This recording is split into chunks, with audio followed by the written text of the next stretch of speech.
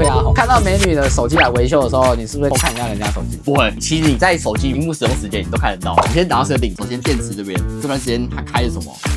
你都知道，假如你12点来修嘛，那你就点12点，那个维修师开的时候看得到，然后只要看到什么照片啊什么的，他在欣赏你的美貌。犯罪的行为，你是不是有给人家偷做过啊？不会，就是因为我们就是懂，所以我们才不会干这种事。那有没有办法看了之后你被出现在上面的？没有，一定会有，除非那个人够狠，直接把你手机重置。可是这个会更明显。你说，哎，我怎么手机修一修被重置了？那就代表出事了。啊，他如果跟你说没有，就是手机突然自己重置，这样会？不可能，不可能，反正我是不会这样看的。你不想被偷看，来找我们，底下留言。